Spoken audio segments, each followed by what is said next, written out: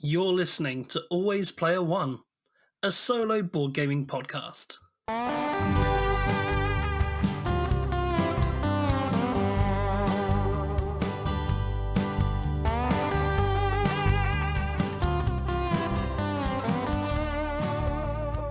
Hello and welcome to Always Player One. I'm Scruffy.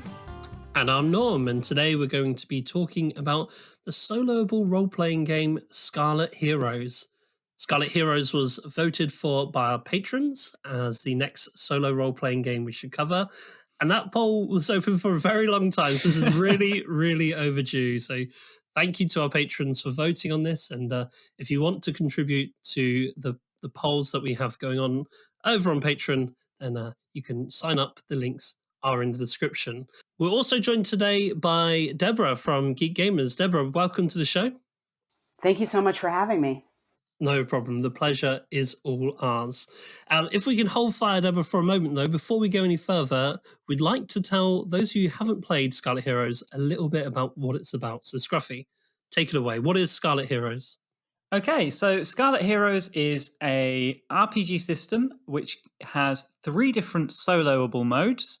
It is fairly old school in the style. Anyone familiar with Dungeons and Dragons and other games like that will be familiar with a lot of the systems. For anything you try and do as your hero, you'll roll a check with different dice. Sometimes you'll roll a d20, particularly in combat.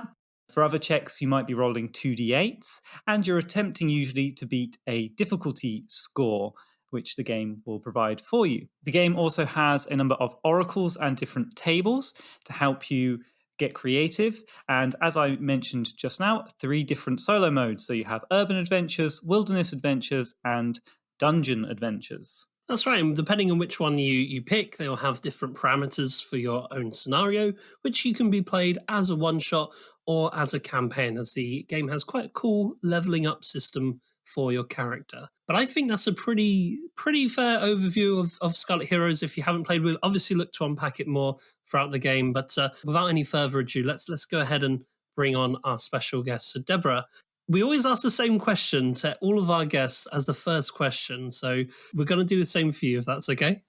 Absolutely. Okay, so for our listeners who may not be aware of who you are, can you tell us a little bit about yourself? How did you get into the hobby? What kind of games do you enjoy now? And what are you most known for in the hobby? Well, first of all, thank you guys for inviting me on to talk about Scarlet Heroes, which is a wonderful system for solo RPGing. And I'll answer your questions, I think, semi in reverse order, which is to say, I think at this point, I'm most known in the hobby for my channel, Geek Gamers, and the solo RPG work that I do on that channel. I do a combination of demos of various systems, but also a lot of explanation about how I come up with the stories that I demo and how I approach different rule sets. And a lot of my videos are what I would sort of think of as teaching videos in terms of general concepts about storytelling and narrative and developing theme and all these kinds of things within the solo RPG space. I've become known for that, though the channel itself also has board game videos and originally started actually doing war games for the most part when I started the channel 5 years ago. And in the real world, I am a nonfiction book editor, and I've spent my career as a book editor in book publishing. I also have a PhD in Victorian literature, and am pretty sure that I've never earned a dime in the world as an adult without it being related to books or writing. Nice. Yeah, well, your videos, for some context here, for how we found you, were some of the first videos I encountered before we recorded our Ironsworn episode, our first solo RP episode for the podcast. Your videos were really, really very helpful in sort of helping answer that question I had of, but what is this new world? How Yes. do I even do this? What is a solo RP adventure? How could you possibly have a solo RP adventure? That is the common question. And I think the next question after that is, okay, I'm doing this. Well, how do I keep doing it? Because a lot of times you sit down and start maybe with a character and do something for like 10 minutes, and then you don't really know where to go next. So Yeah. I think those are really common questions. And I'm glad to hear about Ironsworn because that's an amazing system. I've done a bunch of videos on Ironsworn, in fact, and I love it. I think it's extremely useful to the hobby as a whole of solo RPGing because of the support it offers and the imagination that it allows. Yeah, absolutely. It might well have even been your recommendation that got me to try it out, actually. Good to So hear. thank you a million for that, because anyone who's familiar with the podcast will know that me and Norm are both massive Ironsworn fans. We both tried out Starforged as well, the upcoming. Oh, you have? I'm really interested in that. I have not gotten my hands on it yet, but I'm excited. It's even better than Ironsworn. But today we're on Scarlet Heroes. We could we could easily get sidetracked into talking about Ironsworn. Yeah, don't get us started.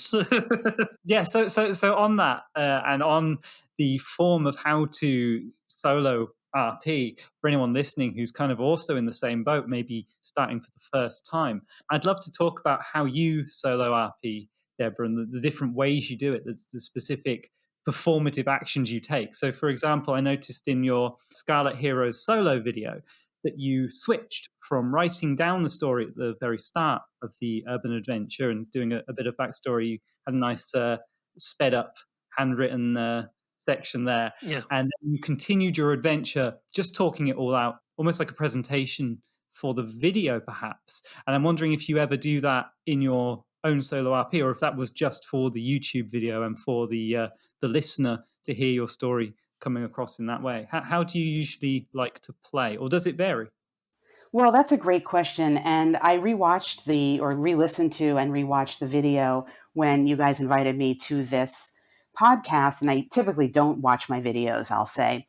I think that I do a combination when playing by myself. It is different. And at this point, quite frankly, most of the play that I do is for the channel at this point, because as you know, making a podcast, and the same is true of videos, it is many, many hours behind the scenes for, every half an hour of video that you see. And I don't have I have a full-time job, I have a family, I don't have a lot of free time to sit down and play. And when I do sit down and play, a lot of it is really channel related, reading new rule books, just maybe trying out a little scenario, or not even a scenario, but I'll quickly get a character and try to see what an encounter would look like. But to be frank, some of that is related to the channel and how I'm going to present something on a video, because the videos that I do, while organic in the sense of the story is developing naturally, I'm not doing rolls off camera, I'm not pre-planning anything that doesn't look pre-planned, but I am very intentional about what I try to show in a video and meld that to the rule set. And in that particular, to get back to Scarlet Heroes, what was interesting about that was, as I showed that little figurine I had, which I might have been from Warhammer Quest, I can't really remember. I don't have a lot of minis, so I pull things from my board games.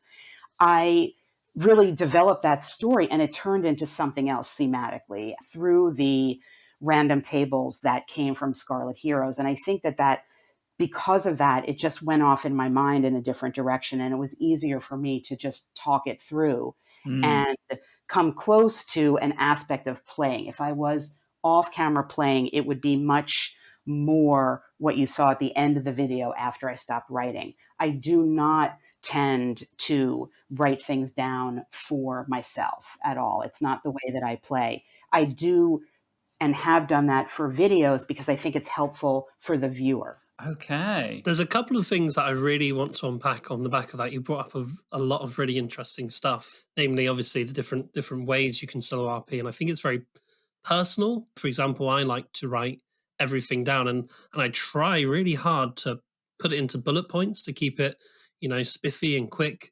And I just keep falling into the old habit of describing it as almost I'm writing a full story.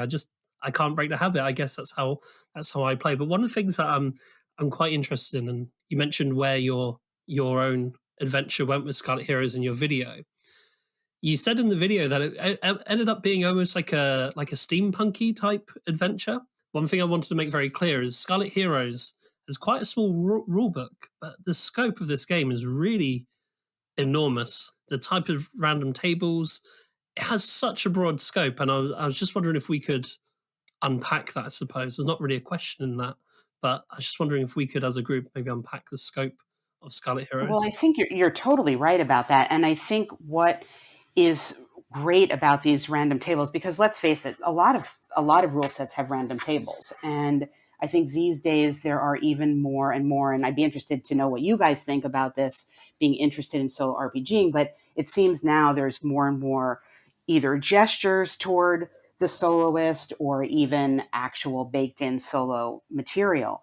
But I think what Kevin Crawford has done so well is to use these random tables and present them so effectively. So even the quick character generation that he's got, and then the relationship tables, I think he calls them relationship tables for the characters and the NPCs, it's so evocative. If you roll on those tables, it really can create for you a whole adventure. And for this podcast, just to see what would happen, I sat down last night and I didn't spend a lot of time, but I wanted to see how long it would take me to get just an overall structure of something that I could play using Scarlet Heroes. And it took me 6 minutes. It took me 6 minutes of rolling on some of the tables in the back. And then I decided to create 2 characters, and it took me 5 minutes to just get the basic stats. Now, you would then spend more time outfitting your characters and thinking about them, but really, I think within a 20-minute time frame, you could get very, very far. And as you say, you're totally right. The range of options, the urban, the wilderness, the dungeon, and also the various flavors that he has for the adventure tags, it's incredibly broad. Mm. Yeah, it is. And it also gives you an immediate way to play, like having those 3 different setups. I did the exact same thing as you actually. Today, I decided I'm going to see how quickly, before the episode, I can speed run a little adventure and how far I can get within a really short space of time. And you're right, making a character with quick character creation was minimal time. And this is even for someone who's pretty new to the system in me.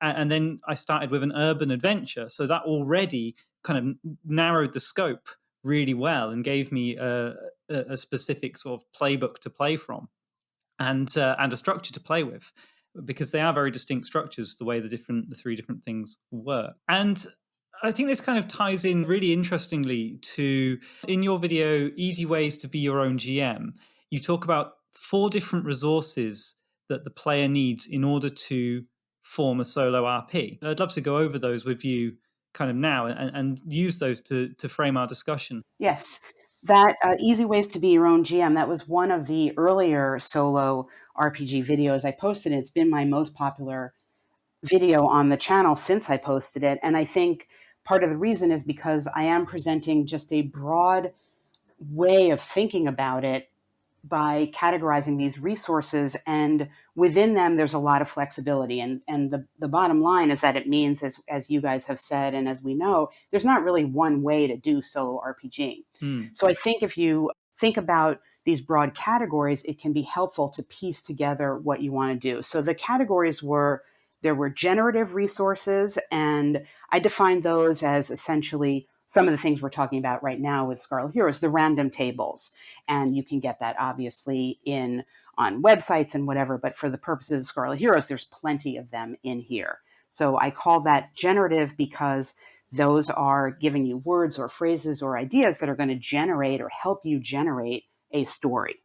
So that was the first type of resource I talked about. Then I talked about suggestive resources, and what I mean by that are things that are slightly more direction oriented. And my example for players new to this world is to go to their board games for suggestive resources, to open up, you've got a ton, if you say you play tons of Dungeons Crawls, you've got maps and cards and NPCs and all this stuff in a box that you might not think of as relating to RPGing, but you could pull that out, and a treasure card and equipment, whatever. I saw you used Mage Knight cards. Sure, Mage Knight. Yes, I used Mage Knight cards probably in that video. Haven't watched that video in a while, but yes. But really, so many things. Once you start to think about it that way, it's like everybody's got a closet full of RPG resources if they think in those terms, if they're a gamer, which I'm going to assume that they do play some board games, say. Mhm. So that was the second one. And then I talked about restrictive resources. And this is the one I've got a lot of questions about on the channel because it seems counterintuitive. What I mean by that are oracles. And we have a great oracle here, a couple oracle tables here in Scarlet Heroes. These are the resources where you go to get a sort of direction after you ask an open-ended question. And the reason that I call them restrictive as opposed to open-ended is because I'm focusing on the outcome. And the outcome is something that is restrictive. That's why you go to the oracle to get some kind of direction. In the case of Scarlet Heroes, we have, the basic yes, no, but, and the likelihood factor. And then it gives you, you're rolling a d20 and you're getting some direction. So is the wizard going to find this? Yes, but whatever. But Mm. that is putting a restriction on your session. And then the last thing I talked about was what I called a rubric. And the rubric are the rules and whatever rule set you use. And I think one thing that I want to point out is that I listed that last because on some level, I feel, and I have always felt, that the selection of the rule set can come last in a way that, and in the case of Scarlet Heroes, that the application of that would mean to go to the back and just use the generation to create some type of adventure. And you could either use Scarlet Heroes or not.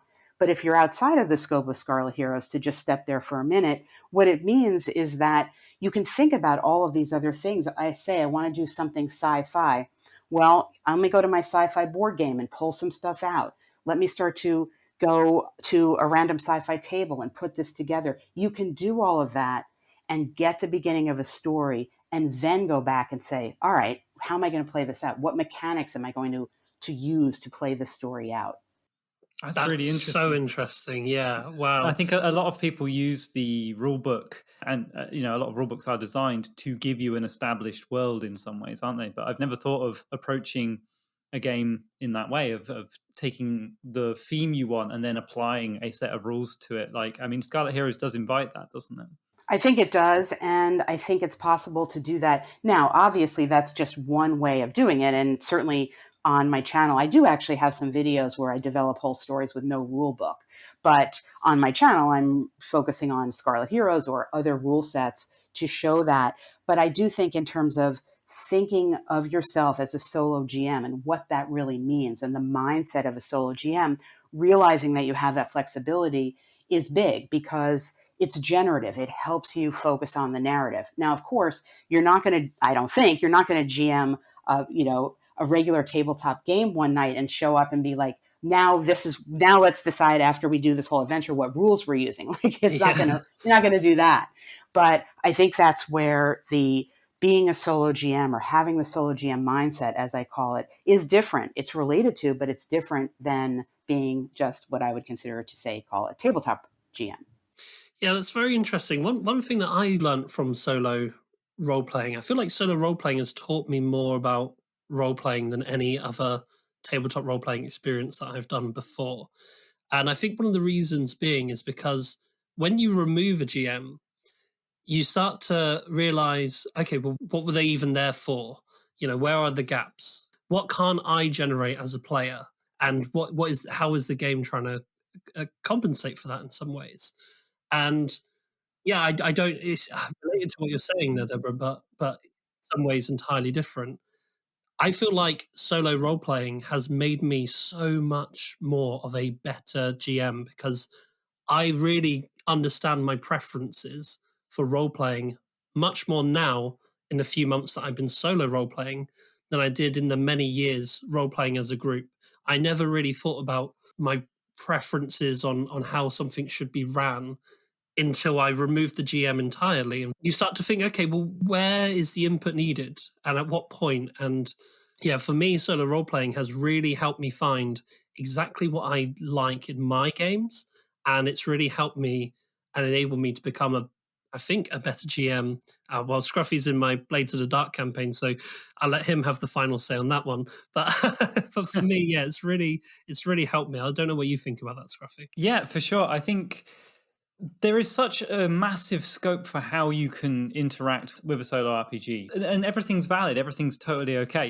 It's what you enjoy, isn't it? I see people playing, for example, games like Scarlet Heroes, and they are very mechanically focused. They're very minded on the rolling the dice, and it boils down to that for them. I see them playing other systems like that as well, and people exalting other systems, saying this is great because the dice work in this specific way, and that means that damage is a lot more predictable, or whatever it is. And I don't think it's a dichotomy to say that that my way of playing is completely different to that. That I prefer games that invite a very immersive experience. Fiction first. Yeah, and that's why things like Ironsworn for me are just chef's kiss, But yeah, so because there's that massive scope for what you can enjoy in a system, and we're talking here obviously about the rubric, I guess, and how it informs your play experience. Yeah, I think that's an absolutely fascinating topic, and it makes for such a diverse relationship between the player and the rules. It pleases me to hear that as a GM, you find the channel and solo role playing thoughts useful. I get this comment on the channel a lot from GMs that don't play solo at all that tune into the channel, and I definitely can see that. I think now I'll say I've never been a GM. Everyone always says to me like, I want to play in your games. It's like I've never actually been a GM except for like my kid. So I don't think that really counts. But I mean, I suppose it counts in a way. It counts. I think that the process of stepping back and the process of solo RPGing does cause you to think about the GM role in a different way, because you're interacting with it, but you're stepping outside of it. So I can really see that. I could see how that would help in just as I would call regular RPGing, or I call it the tabletop RPGing, thinking that they're sitting around a table. But of course, when I'm playing by myself, I'm still at a table. So there's no clear way of distinguishing the two.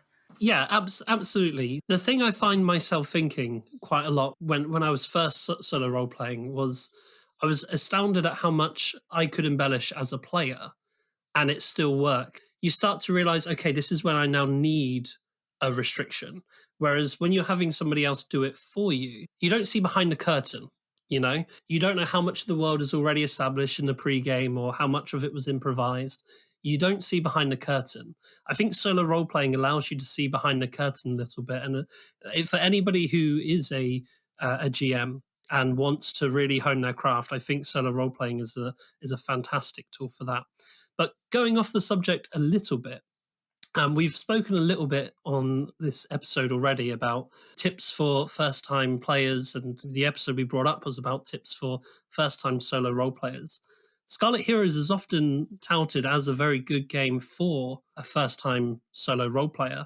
I was wondering what you thought of that, Deborah. Is this a game you'd recommend to somebody who hasn't solo role played before? I think 100%. And it's probably, if I was going to say that you should make one purchase only, or you could make one purchase only to get into solo RPGing, I would say Scarlet Heroes. And perhaps some people out there would be saying like, well, why wouldn't you say Ironsworn, for example? And I could talk about that reason, but to stick to Scarlet Heroes for the moment, I think it's excellent. It is self-contained and you can get very far with just the one book. You will have rules for the small party focus for one hero playing, and the heroic style of the rule set and the stats will allow you to have encounters where you're not immediately dying, or you're not only able to encounter like a toad or something. So it's balanced enough in that way. And if you take it one step further, you can also use other OSR material and adapt it. I mean, that's sort of one step outside of Scarlet Heroes to go beyond what it offers. But the random tables with the adventure hooks and the locations, and as we already mentioned, the urban and wilderness and dungeon options, all of that is excellent. The other thing that I want to just dip into for a minute in the Scarlet Heroes rules that I think is so important, because everybody always talks about the random tables, but the way that the traits are and the way that the traits are assigned, it's very narrative based, that you're just essentially embellishing your character and saying, you have a number of points that you can assign to it that might vary a little bit by race or class, but you are essentially saying, I want my character to be good at this thing. And that's it. You get your extra die for that, or your extra dice for that. That is an example of something that really makes a rule set work for soloists, where the mechanic itself is tied to a narrative advancement or a narrative outcome.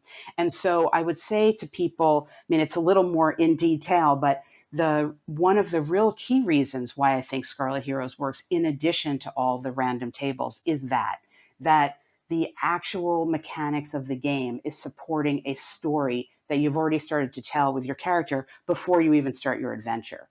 So for all of those reasons, I think it's excellent. Yeah, it inspires stories for if you're doing a quick character creation like I did today.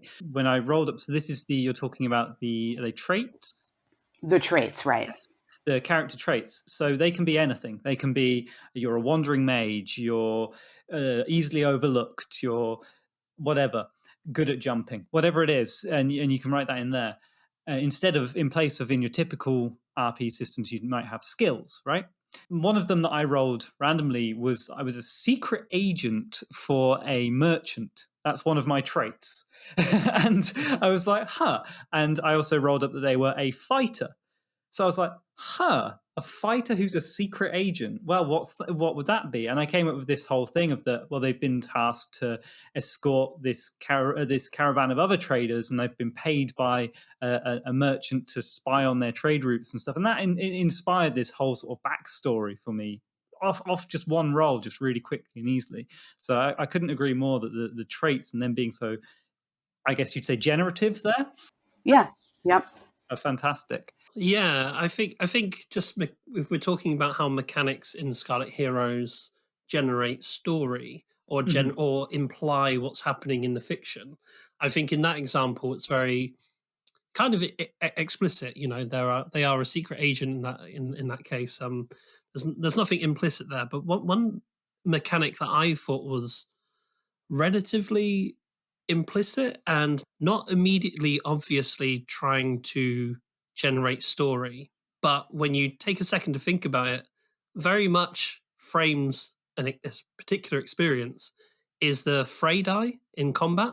So for those of you who haven't played, the fray die represents sort of passing blows in a fight. It can be rolled against any enemy of your choice where their hit die is equal to or lesser than your level.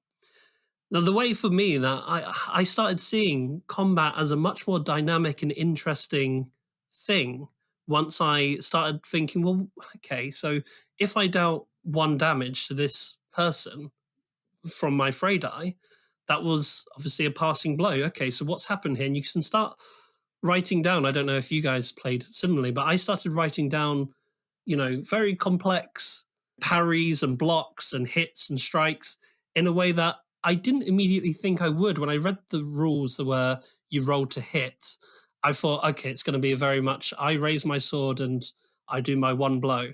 But then when I read the fray die rules and I started playing with that, it became a lot more exciting. And it kind of, I don't know, it implies how you should be thinking about the fiction is more than just the 1 roll. It's it's a real story that's unfolding in front of you. And I thought that was just, I don't know, it was subtle and nice. I like that a lot. I agree. I think that I would describe it almost as it invites like a cinematic kind of thinking and approach to the combat, because you're going to roll this die and something good is likely to happen. So in your mind, you're thinking like, well, what is my character doing? Are they just filling themselves with some incredible, and magical energy and smiting the foe or whatever? So I think that's a great point to make about that fray die. And it's another example of how a relatively straightforward and simple rule with just 1d6, 1 roll, can really impact the whole unfolding of, in this case, combat. And of course, in the case of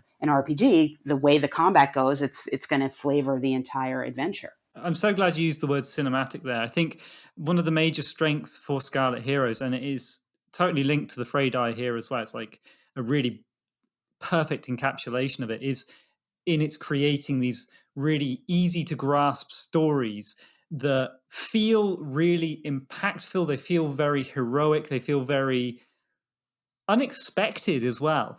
And they feel very kind of easy to relay. I was talking to my partner about my adventure, my wilderness adventure, and being like, oh, so then this happened, and then this happened, and then this happened.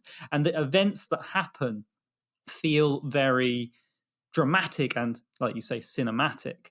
And rolling that fray die is a great example of it. That a mechanic that also speeds up the minutiae and the awkwardness of the combat. Having to deal with all the riffraff happens by the by with those dice rolls, and happens as you're going to make the threats sort of disappear a little bit, give your hero a bit more panache.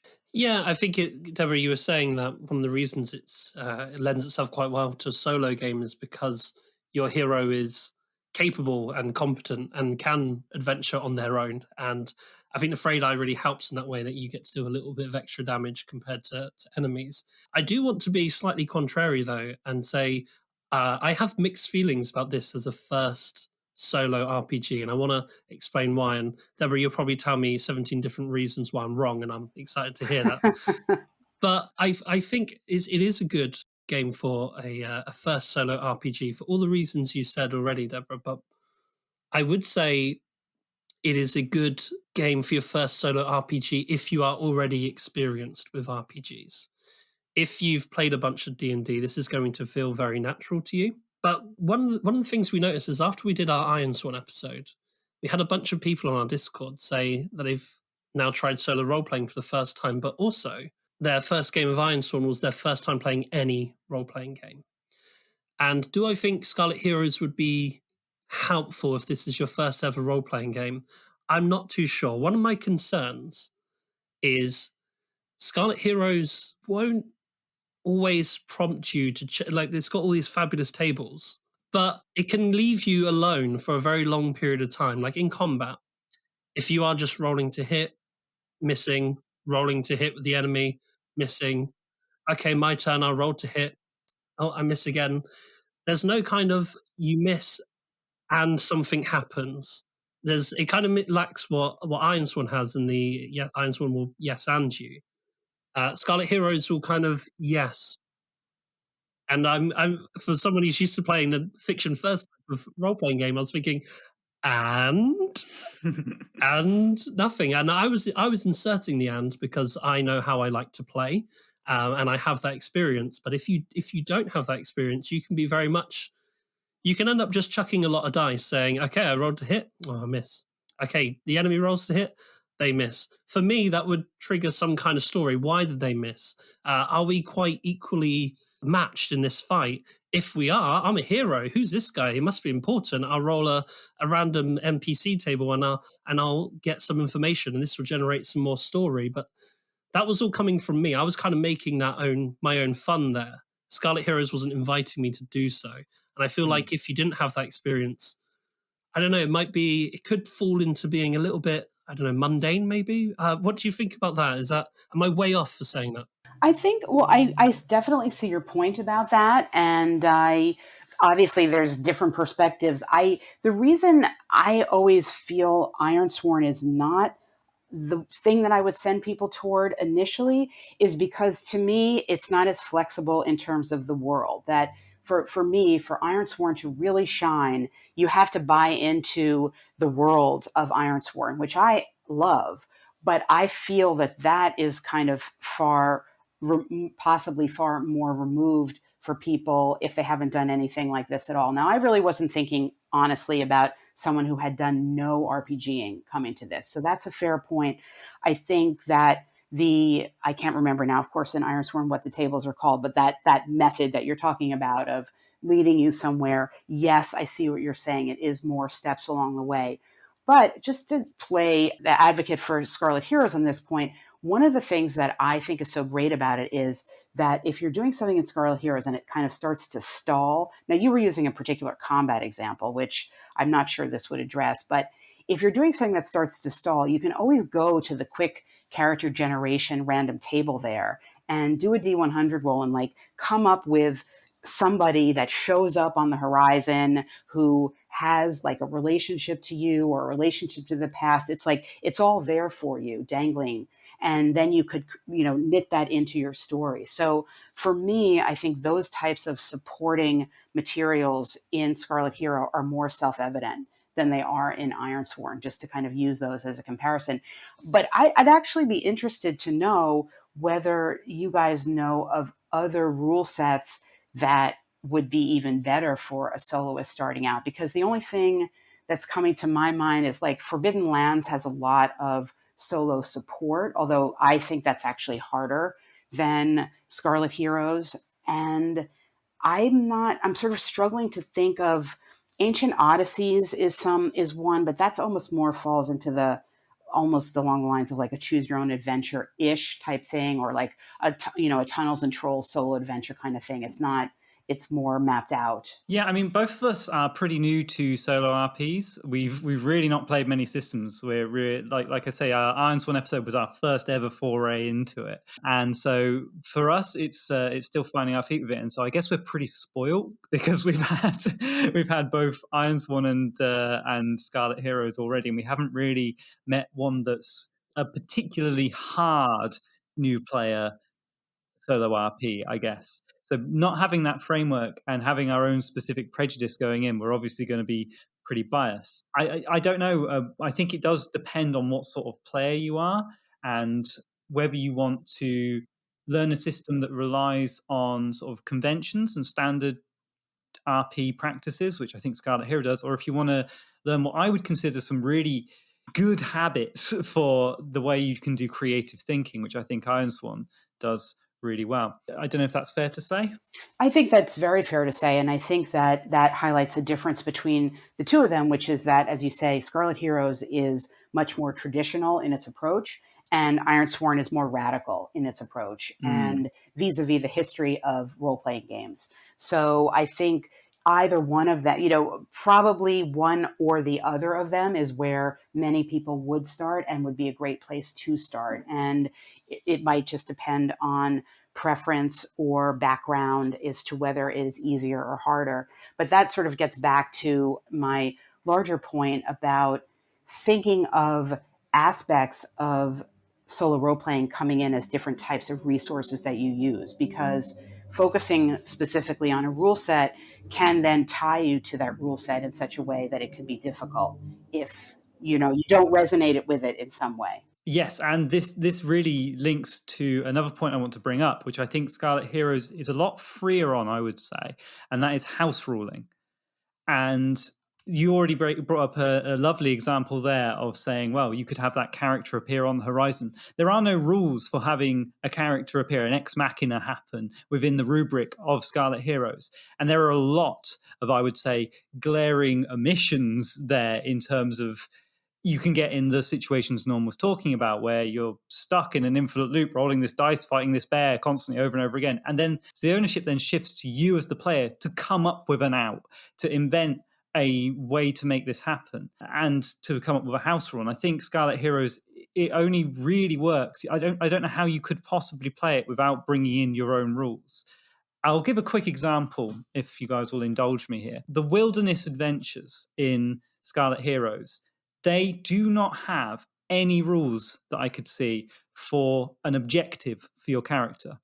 You could just theoretically stumble from tile to tile to tile, because every sort of day you move into a new tile, roll the dice for encounters, events, and features, and then rinse repeat forever and ever and ever. And you could end up just bumbling around the wilderness forever.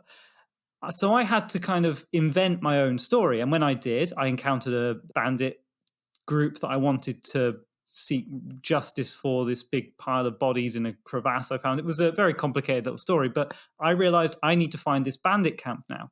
And so I had to ask the Oracle, okay, do I know which direction they went in? That was something I came up with myself within the framework of the system. But then building on top of that, I had to be like, okay, so now every tile I move to, I need to roll to see if the bandit camp is here, because otherwise I will be exploring every single tile around in a circle forever and never find it potentially if I don't get the one feature roll that is a camp, if that makes sense. I hope that makes a bit of sense. But what I'm getting at there is that So within the framework of those rules, I had to invent my own system to account for my story. But I felt compelled to do so, which is something I wouldn't be able to potentially in Ironsworn, but maybe I did because I didn't need to. I think, Right. yeah, it doesn't hold your hand, I suppose, in the same way. And this isn't an episode where we're going to be comparing the two because I don't think it's fair on Scarlet Yeah, for Heroes. sure. But yeah, I get that, Scruffy. It doesn't really hold your hand. It kind of relies on you to be a good GM for yourself, which is actually one of the reasons we wanted you on the show, Deborah, because obviously, that's something that you have much more experience with than we do. But yeah, I was wondering what your response to that might be. I think that it brings us to a conversation that's maybe underlying a lot of this, but we should make explicit, which is that, at least from my perspective, solo RPGing is not intended, nor should it try to simulate what it would be like playing an RPG around the table with people. It just can't do that. And I think that people who try to have it do that or want it to do that are those that are going to be dissatisfied with it, because it's just pretty much impossible. If you're lucky and if a session's going well, something will happen that is, I think, the hardest thing to have happen, which is something will happen that's funny. Not so much surprising, because you can roll on a table and be like, oh, wow, I didn't know a witch was going to be there. But if something organically happens that's funny, that to me is like the height of solo RPGing, and maybe could, mimic in some way an experience you might have around the table if something happens that's funny. But I think the concept that you're trying to recreate what it's like to sit around the table with people just leads to disappointment. So that's one point I wanted to make. And I think as a solo GM, having that concept in your mind that it's not the same thing is important and will lead to much more satisfaction. I think if there is to be said a broad goal for solo RPGing, and this gets back to this little bit conversation ago about that Frey die, when Scruffy, you were talking about the ideas of it was dramatic and that there was tension in it, and that it was easy to be unexpected. I think what that boils down to is the concept of creating emotion or feeling an emotion that you have, like when you were describing your session to your partner in the wilderness, like you were having a feeling about it. And I think ultimately, in maybe in any RPG, but to stick to the solo, which is what we're here to talk about, to the extent that any rule set, and I think Scarlet Heroes really invites this and supports it, allows you to create a story that has a feeling behind it, or to take actions that have a feeling behind them, it is successful. And that's really the height of what you can achieve in solo RPGing. Like, yes, it's exciting to roll a die and, strike a blow, but overall, if you have this feeling in a story that you've created yourself, interacting with a rule set, interacting with game mechanics and the dice, that is what you're looking for. I'd love to just pick your brains on that a little bit further. So, when you say have a feeling, are you talking about the feeling that the story creates for you as the audience watching the story unfold? Or are you talking a more immersive feeling that you're feeling alongside the character? Or is it a mixture? I think for solo RPGing, it's kind of almost the same. I think that as the player, as the GM, as whoever you are interacting with a rule set, as long as you want to know what's going to happen next, that's the feeling. The feeling is just, I want to know what's going to happen next. I'm not sure, and maybe I'll explore this, or maybe I'll do that, or I could do this, or I'm thinking 5 different possibilities now for my character. That's what I'm talking about as the feeling, that you have organically generated a story using your imagination, supported by rule sets, supported by game mechanics, and it makes you wonder, and it creates a sense of wonder. And ultimately, creating a sense of wonder is what storytelling is about. And I think RPGing in general is about storytelling, at least for me. And you can achieve that very same thing solo RPGing as you can with a good GM and invested players. Yeah, I understand exactly what you're talking about. I can't think of how many times I've been like out walking my dog, and as I'm walking, I'm thinking about what's going on in my character's world, or Are the scenes around me something that can inspire something in my story? What if my character saw a building that was similar to this? Would that look out of place in their world? And what would they think? Who would be there? Things that aren't even related, but just it really does capture your imagination in ways that go beyond just the play session. And I think that's magic, really. It's incredible. I totally agree. And I was, in preparation for this podcast, looking back at some of my videos to remind myself when I started doing the solo RPG videos. And I was reminded on one of my videos that I did 4 years ago now on the James Bond assault game, which was really the first video I did in 2017 that did sort of solo RPGing. And I remembered that I kind of left it on a cliffhanger, and just sort of seeing the thumbnail of that video, because I don't typically go back and look at my own channel. I remember, oh, I really wanted to know, what was going to happen. They landed a boat or something. I can't remember the details, but I remember, and that's incredible, because that is creating. It's like it's creating something that is in essence real. I mean, to the extent that one can argue that emotions are reality, and if you feel something, it's real. You have created something real out of pen, paper, dice, and your mind. I couldn't agree more. I think the funny thing is as well, you mentioned it can surprise you, and it always does, doesn't it? You sit back and you go away from the PlayStation and think, I wonder what's going to happen next, and inevitably you're always surprised. And I kind of I wonder how anyone who hasn't experienced that can understand how that could be, because you're making it all up. How could you possibly be surprised? Is the refrain I get sometimes from people who haven't played solo RPs. But you are. I mean, I've had experiences in my game where I've gone back even to this, and I approach a new session expecting a certain path to be the road ahead, and I might just get one odd roll on an oracle when I ask a silly question about something, or I might uncover a different sort of tile than I expected, and suddenly the context has changed completely. I am in a new and different situation, and I have to come to some conclusions that I didn't expect, and it's wonderful. You're right, absolutely.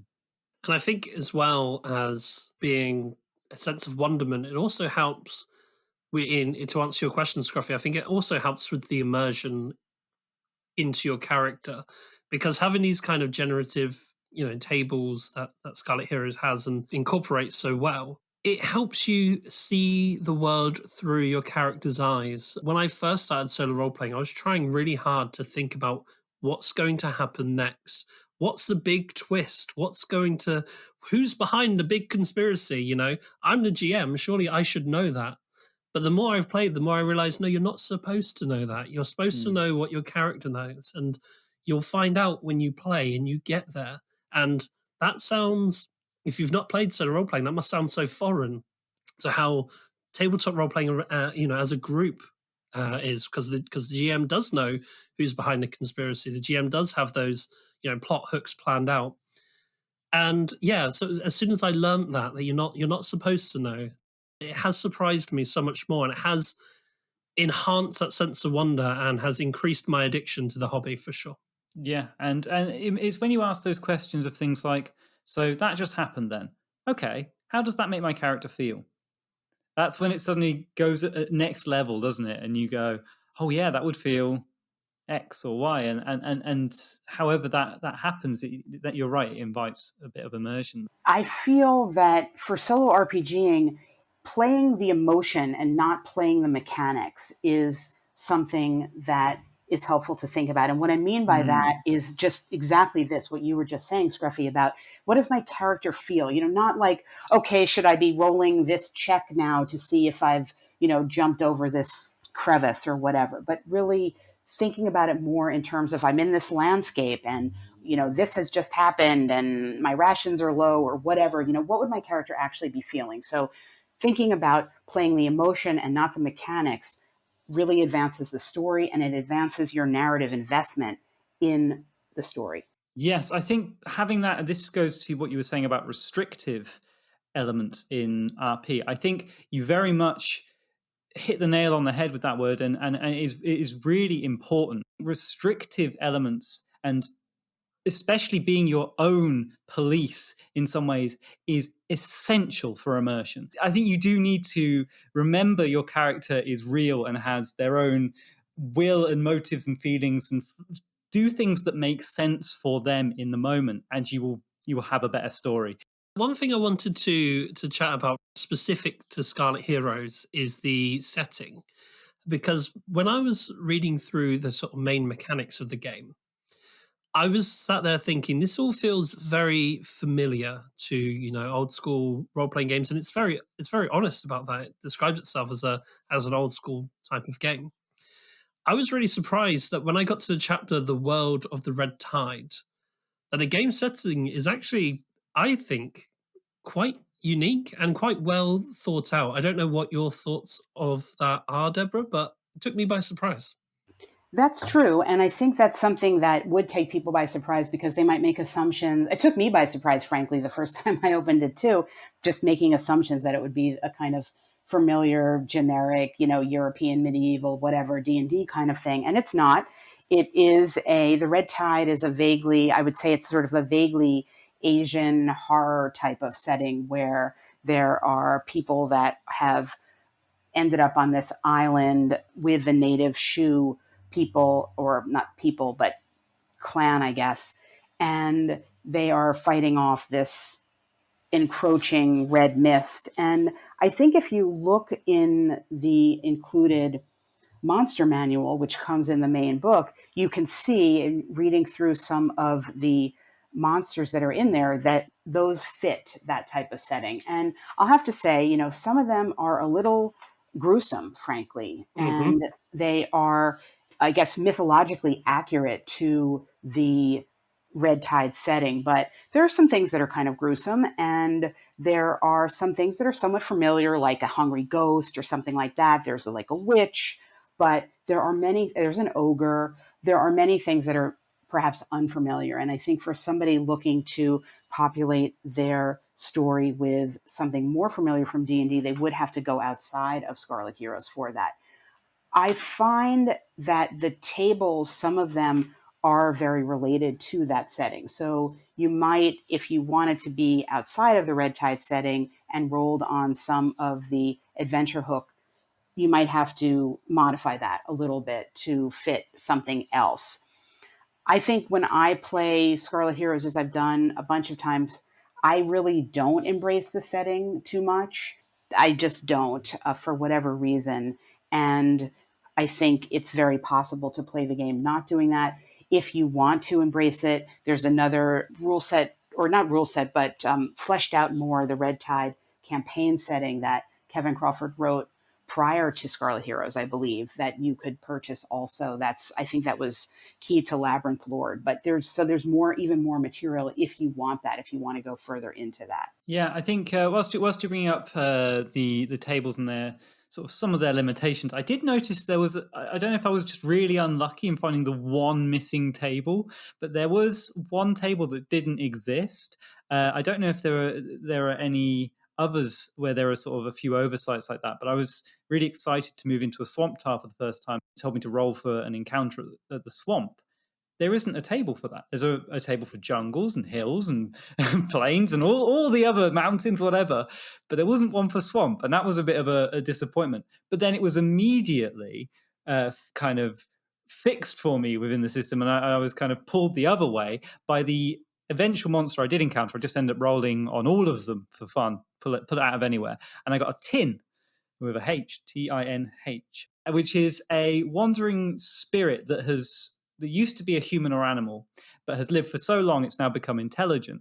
And the great thing about it was it didn't tell me what it was. It just said it can sometimes, rarely be a human, other times it can be an animal that's just lived for however long and has become an embodiment of an aspect of that animal. So as a player, I was sat there like, okay, so now I need to roll, don't I? So it's unlikely to be a human. Oracle that. Okay, it wasn't a human. So now what animal was it? Well, what animals live in swamp? Ended up being an otter, great. And then I had to find out whether it was hostile or not, because it could have been a friendly otter spirit.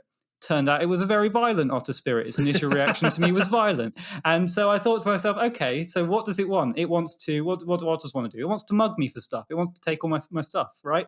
And this whole scene played out from that. And I ended up nearly dying twice to this terrifying little otter spirit. That's amazing. It was a great story beat. This is what I mean about the story beats that can come. And I think that really did come a lot from the scope of flexibility that table and then that creature offered you. And hopefully, obviously I've only seen a microcosm of the game, really. I haven't explored it in too much depth, but hopefully the other monsters are just as flexible in that way. And you said a couple of times during this episode about how sometimes you'll have to go outside of Scarlet Heroes to get some answers, and brings up a really interesting point. I think if you've not played a solo role-playing game before, one thing to say is one of my favorite things about acquiring new solo role-playing games is that I am very much finding that the more solo role-playing games I purchase, the more tools I have for my toolbox. And you can bring things in from other games in ways that you can't do with things like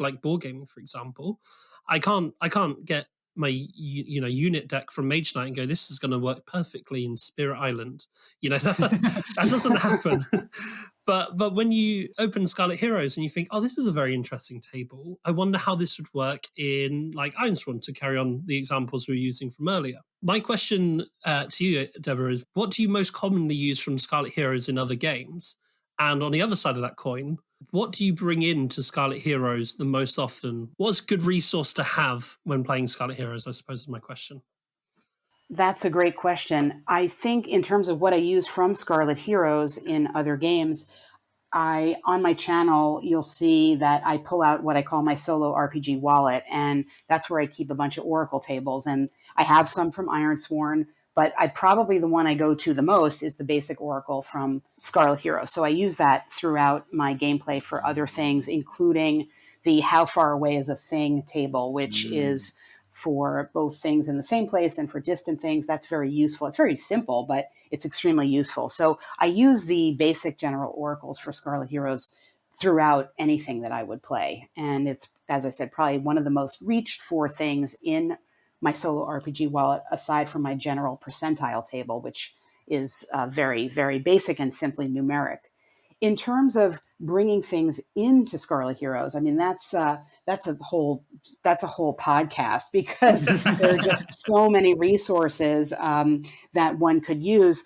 I think for generic fantasy play, for somebody, say, starting out, who doesn't want to have to go buy a million things and doesn't already own a whole bunch of games, the Tome of Adventure Design, which it says it's keyed for swords and wizardry and Pathfinder, but it's really not. It's a massive volume that is by Matt Finch, and it is 280 plus pages of random tables for pretty much anything you could want. There are for wilderness adventures, underwater, cities, castles, ruins. There's dungeon design. There's obviously monsters and magic items and things. All of that. It's extremely comprehensive, and this too features in a bunch of my videos and many other people's videos, I'm sure. That's probably one-stop shopping for me for random tables to generate details or things of that nature. Beyond that, I would say for Scarlet Heroes in particular, I mentioned super briefly that you could go outside of it for monsters like OSR statted monsters, any type of OSR resource. And I think in my Scarlet Heroes video, I used the Gardens of Yin, which is a small, independently published by Emmy Allen, great RPG supplement.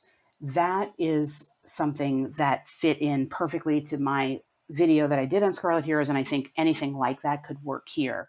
Yeah, so obviously we're both listening to that really eagerly, being so new to our our solo adventure and solo RPs, and we don't have the resources, the library yet, and we don't have our little wallets. Your little wallet looks absolutely awesome. Anyone who's seen your videos will know it's fantastic. I think did you do a video explaining everything that's in there? I did finally do my solo RPG wallet revealed. Yes, there is that video. I saw that. I don't think I watched it, but I saw it and flagged that one as one to watch later because I need to know. Yeah, that was by request. I had hadn't thought about it, but I was like, oh, that's actually a really great idea. And so easy to do. Perfect. That's so cool. So, sticking with, specifically Scarlet Heroes, one thing I think it's very, very good at is setting up the scenarios and the parameters around your adventure. It gives you so much grist for the mill, gives you so much to sort of start at the beginning of your adventure. And one thing I really like about it, especially I played the urban, I'll be honest, I didn't play the wilderness or dungeon, so I'm relying on YouTube more for those ones. But what I really liked about the urban setting is it also gives you a goal, a very, I thought, quite achievable goal for a scenario.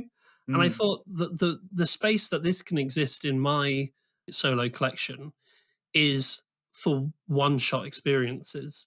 It's very hard to one shot. Like a one shot is something that is normally in a shared experience over a tabletop, with a group. Something that's been meticulously crafted with particular plot points by a GM is much less improvised normally. There's, planned out puzzles and obstacles for you to overcome. I couldn't really imagine how a one shot could work on a sort of solo basis. This game does so well at that type of play. We already mentioned a quick character creation. It's very easy to just, as we've already established, roll up a character, roll up your adventure and your goal in that adventure, and have that done in an hour or two. And that is, I think, something I didn't even know I needed in my repertoire. But now that I have it, I'm very grateful. And that's something that I could hard recommend for Scarlet Heroes if that's the type of play that you want. I mentioned that the leveling up system, and like especially in an urban play, will kind of make you want to come back and play it as a campaign, but you absolutely don't need to. And I think, Deborah, you said that the way you play solo RPs is you tend not to play as a campaign. Is that right? That's correct, both for timing and for, timing in terms of how much time I have to play and also just interest level. And I think you raise a really great point about Scarlet Heroes because it absolutely offers that.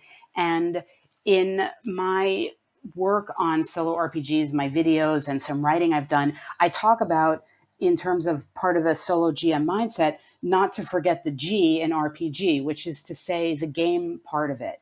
And the concept, and this is where I think solo RPGing does differ a lot from people around the table, because using game conventions, and in this case, we're talking about a game convention where there's like a beginning and an end to the game, to the session, using game conventions can really help the soloist. It can provide a kind of structure that's not hard to manage, that's easy to understand, and that will advance a narrative. So in this particular case, you're following a structure of a story and you're having it advance through and you have a particular goal. And there's nothing wrong with that.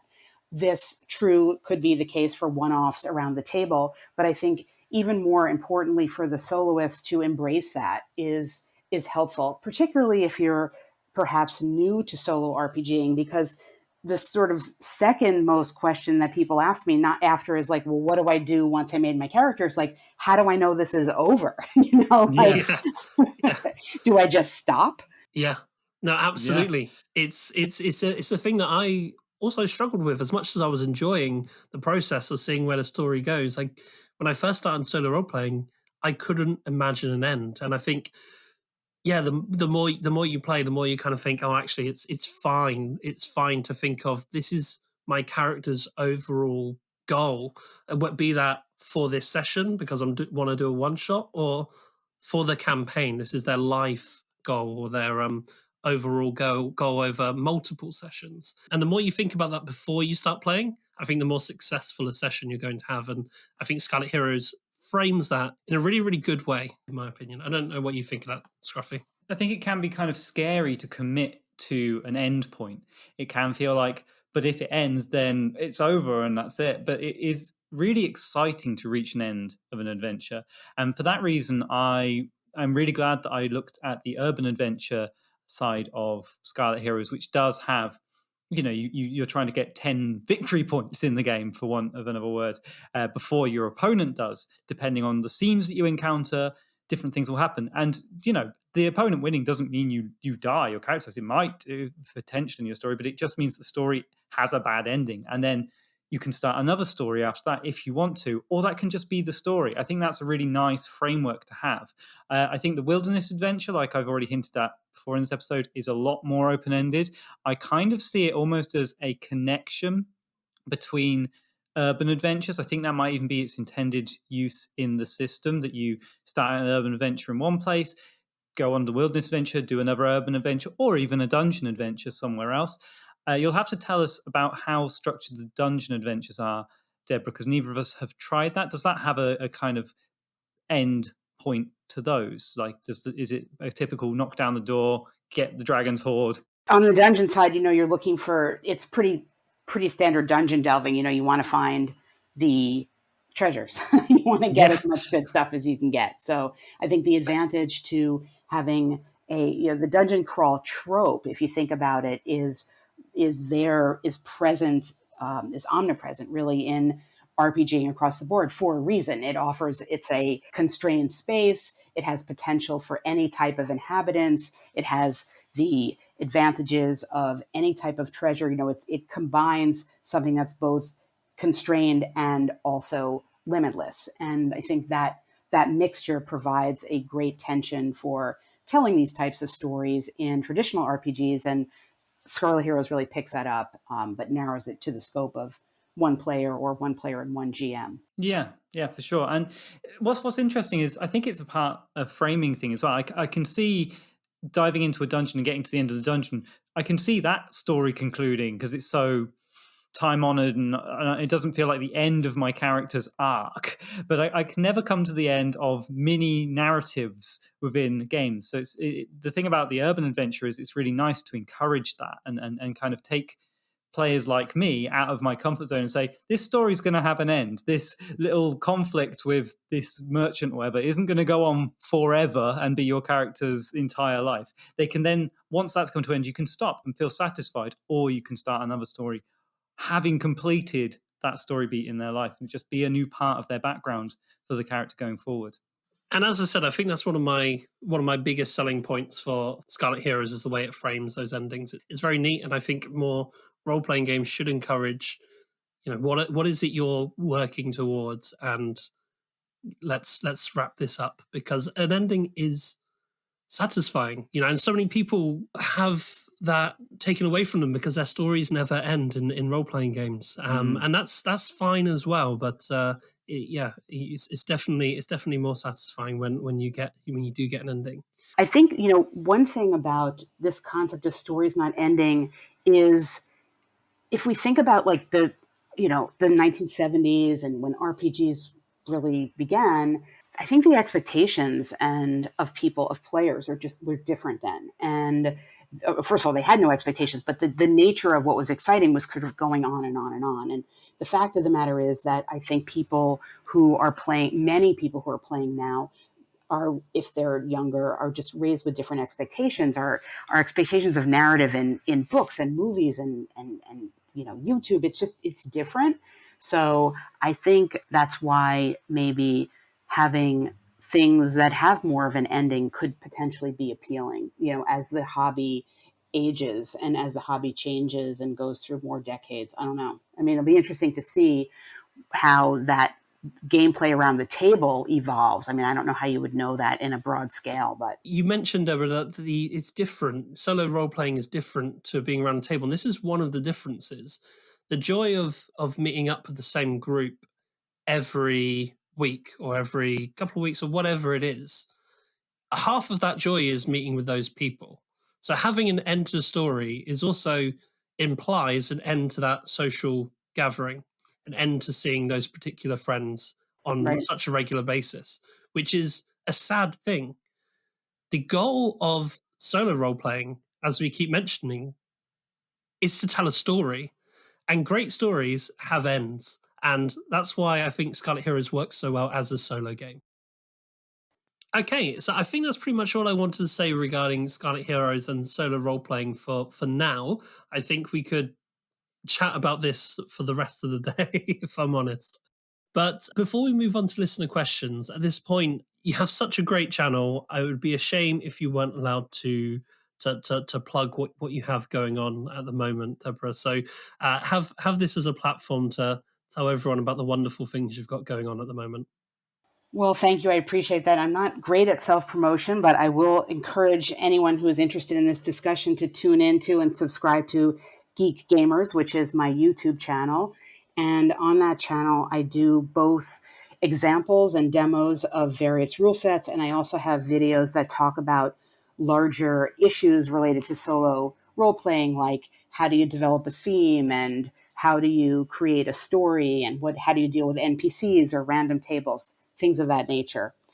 I'm also almost done writing a book about solo RPGing, and I can't share a ton of information about it yet, but it's going to be available at some point. And in that book, it's also discussing some of the things we've talked about here in terms of how to develop a story and keep it going, and how to inhabit the mindsets of a solo GM. Of course, it has some tables in it. Of course, it does things like give you things to roll on. It also has some worksheets about how to create narrative that's not going to die on the vine. So I'm looking forward to sharing that with the hobby in the near future. That's awesome. So links to the Geek Gamers YouTube channel in the description. Definitely check it out. It's where I found resources to help me get started. And I don't know if I would be solo RPing but for Deborah's awesome work. You'll have to let us know when the book becomes available so we can send links in our Discord, Deborah. And I'll be very interested in maybe picking up a copy for myself, for sure. Oh, absolutely. Very exciting. Well, thank you both very much. I really appreciate the opportunity to talk with you about Scarlet Heroes and solo RPGing. It was really great. You've been absolutely awesome, Deborah, and thank you for bringing in so much insight and discussion points on Scarlet Heroes and solo RPing in general. It's been an absolute treat. Thank you so much. Okay, well, again, thanks so much for Deborah for joining us. We're now at the point in the episode where we'd like to review the responses we got from the prior episode and also ask you a new question for this episode. Scruffy, what's the question for today's episode? So the question for this episode is, how do you prefer to solo RP? Do you prefer to write things down a la Norm? Do you prefer to talk things out in the same way Deborah does? Or do you kind of take a mixed approach? Do you just sit and imagine things? Does it depend on what system you're playing? What form does your solo RP take? So let's have a look at responses to last episode's question. So last episode we asked, how important is a good story in a game for you? How much can a good story make up for less enjoyable mechanisms and other aspects for that game? So we have a response here from Stop Somewhere Eric, who says, what is funny here is that I have a complicated relationship where I love deep stories, thus my love for solo RPGs, as a concept, but haven't really actually found any board games that have fully fledged out stories. I think it has to do with my limits on time to play board games and wanting lighter experiences when I'm relaxing. Thus, I love games like Palmland, Viticulture, or Coffee Roaster that are lighter and have beautiful mechanics or components, but are light on or have no story. My heaviest game, Spirit Island, also has great theme and some great mechanics, but doesn't play out as much as a story as it does a puzzle. I think as I get more comfortable with solo board games and more complex games in general, that will open me up to games that have much deeper stories to them. I'm thinking Mage Knight or Sleeping Gods. Yeah, really good point there. That there's something about the investment in setting up and the effort it takes to set up a game that has an intensely story-driven narrative. Have you ever found that, Norm? Yeah, I guess it depends on the type of narrative. If it's story-driven, pre-written narrative, that can be as simple as a deck of cards, like in Arkham Horror, the card game, for example, that has a decent chunk of pre-written narrative. Aeon's End Legacy was another one where I wouldn't describe that as a heavy game, but it has those narrative beats. It's obviously a step above Coffee Roaster and Palm Island, but it firmly fits in that kind of mid-weight 40-minute game, unlike Mage Knight, for example. Those kind of emergent narrative games, the stronger the emergent narrative is in the game, I tend to find, and you can correct me if you think any different, the longer the playtime has to kind of be.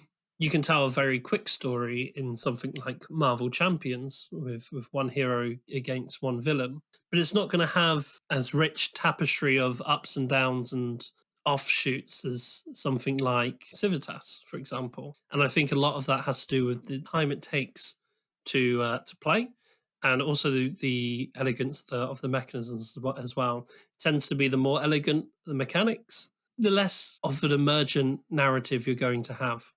That's obviously completely different in solo role-playing games, where something as elegant as flipping over a card in the Wretched can spawn lots and lots and lots of emergent narrative. But yeah, I'm kind of rambling here. Does that any of that make sense to you, Scruffy? It's a really interesting topic to bring up, the elegance being tied to story mechanics, and having kind of, in a board game, you need sometimes multiple steps or multiple actions for you to take as a player to perform in order to have a story come about. In some games, I think, to be honest, the more I've experienced games, and I used to be really excited about these sort of games like Above and Below and stuff, but the more, and Tales of Arabia, but the more I play, especially solo RPs, and the more I play games with emergent narratives where something like the roll of a dice can give you a massive story beat, the less I like the games that invite you to put in a lot of effort into creating your story through cumbersome mechanics, if that makes sense. Like in Above and Below or in Tales of Arabia, having to actually read a story from a playbook. I don't think that's for me. I think that's too much energy to put in something that's too kind of on the nose. And I much prefer those stories that come from the exciting moments that we talked about before in other episodes, where you interpret a narrative even if it's not spelled out for you. I'm even thinking of Arkham Horror or other living card games, for example, Lord of the Rings, or you could even take it further and go to any sort of legacy game that have specific context narratives written out. I tend to get a bit put off by that in games and prefer to kind of make my own stories, involve my own narrative drive, and allow the specific journey to be something I have a hand in. And maybe that goes with my new kind of zeal for solo RPGs and just wanting my board games to become solo RPGs. I don't know. What do you think to that? I think it's interesting. If I had to answer the very question we asked, how important is storytelling for me in board games? I would say almost not at all, actually, because there are other mediums for storytelling: films, television, books, RPGs. That when I'm playing, a game like Mage Knight, what is enticing to me is the puzzle. Now, the fact that it has a cool emergent narrative is a bonus. It is a very cool bonus, but it's not why I get the game back to the table again and again and again. I don't think, what's going to happen to Arathea next? I think, am I going to win or lose? How do I optimize my puzzle? And it's just a different hobby. Now, do I like it when games manage to incorporate an awesome emergent narrative? Of course I do. Of course I do. But it's not important. I think it depends on what kind of player you are. Some people really, really need the theme to allow you to impose your own emergent narrative on them. I think you're in that camp, Scruffy. For me, not so much. But when it does happen, I'm always impressed. So I guess I would say it's a bonus if the game does that. But if all the game is an optimization puzzle, that's fine as well, because there's room in the hobby for both, right? Yeah, I think going back to the question, I think it does make up for sometimes when there is a difficult narrative that would be problematic. But I think it's important to distinguish between games that feed you story and games that allow you to create a story.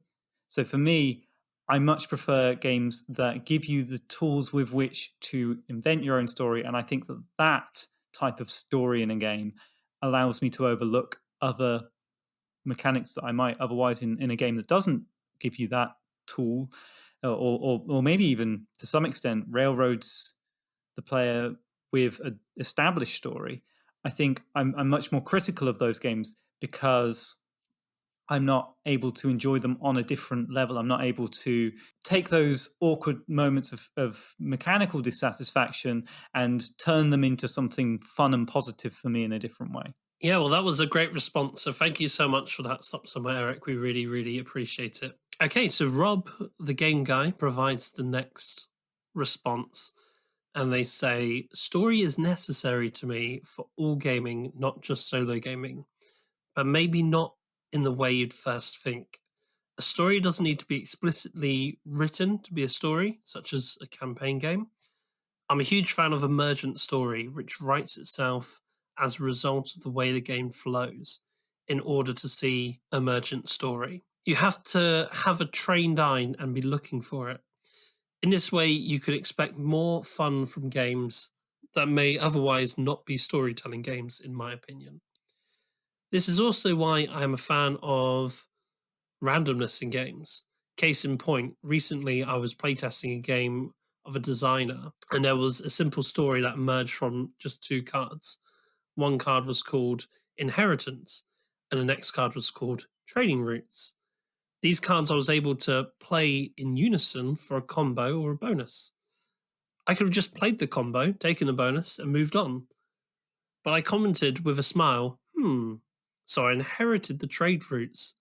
This makes me think that my father must have been a master trader and taught me the ways of trading, and my inheritance involved contacts and supply lines that gave me an edge against the competition. In this way, just a small moment with two cards began to create a bit of a story in my head. So story is always necessary, but story is easy to find if you're looking for it. I think that's a lovely example, and I think although it sounds contrary to what I just said about story not being necessary for me, there's a lot that I agree with there. You know, looking out for those moments is nice and it's cool when that happens. And it is nice, like I said, it is a bonus when a game tells a story. But in that example, I don't think, you know, the story that Rob made up there with the trading route and the inheritance, that wouldn't make up for me if I didn't enjoy other aspects of the game, or if the bonus that he was trying to get wasn't a puzzle that was engaging enough for me to want to figure out, if that makes sense. That would be a cool bonus, but if the puzzle that he's trying to fix and work on by playing those two cards wasn't engaging enough for me, that wouldn't make up for that. It wouldn't compensate. I wouldn't go, well, you know, I'm not very engaged with what I'm doing in order to win, but at least I inherited a trade route and contacts. Like I wouldn't care enough. Does that make sense, Scruffy? Yeah, for sure. I think it's an example. I mean, it hits exactly what Rob says, hits exactly to what I was just saying, which is wonderful. That, you know, it's that sort of emergent story that is the most fun for me. I think in that example, that story, it's a simple example of a concept that I think can have some real legs and really grow and become something fascinating, especially in a solo board game experience. For me, I think in a multiplayer board game experience, you're not as free. Other people are affecting the game state and playing it in different ways. They're not playing it right. And so you aren't necessarily as free to embellish. But in a solo game, I think even a really, really mediocre experience can be elevated if you are given the freedom to explore and be creative. And to some extent, you could do that with anything. You could say, you know, any game, you could just flip over cards and make up a story. You know, any words can be stories if you've got a good narrative drive. But I think that there are degrees with that, and some games do it better than others. Moving on from that, one last thing I'd like to bring up here before we end the episode is we've talked about story there in terms of the narrative within the game, and we haven't really talked about story in terms of, and I guess this is because we mainly focus on solo board games here, but the story moments that come out of a game, the moments where you get to say, I did it, I beat a level 7 and 10 city in Mage Knight. That's a story moment. You see it a lot more in multiplayer games. We mentioned it in our last Mage Knight episode where your one paladin takes on 9 men that have strategically come along there. Those moments happen a lot in multiplayer games and will be talked about within your gaming circle for ages. In a solo game, They are a bit rarer and a bit more personal and a bit harder to kind of convey the significance of, I think. But I think that there is definitely a case for those stories, which we should probably unpack in a future episode. Yeah, absolutely. So we're talking about, you're absolutely right. The context in which we framed that question was stories that come out of the narrative, but you're absolutely right, Scruffy. There is the other thing, which is just the story of how the game was played and what happened. And it doesn't have to be the narrative of the game. It can be just the narrative of your experience. Some of my favorite stories about games are, I did this and I scored 5 points in one turn. That's incredible. Or I was last in Twilight Imperium and I jumped to be the first 10 points in one round. That's not like, or it's not necessarily a narrative story, but it's still a cool story. So I think that's a very good point. And I don't know how we'd talk about that in a future episode, but it's definitely something that I would like to unpack more. Yeah, and feel free to weigh in with that in the Discord if you have any thoughts on that side of things as well, guys.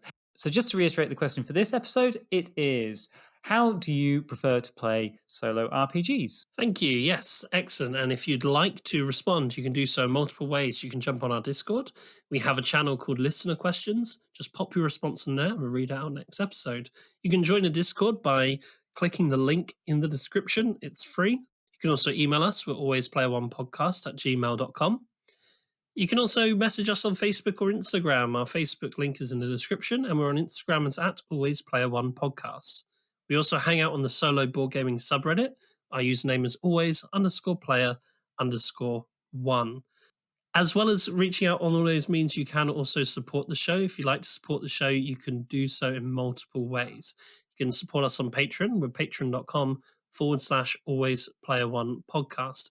If you support the Patreon, you'll get access to our bonus episodes, the planning phase. This is where we discuss what we're going to be covering next and oftentimes decide on air what we're going to be doing in the next episode. And we got a lot of episodes planned out, so if you're not on there, then you are somewhat missing out.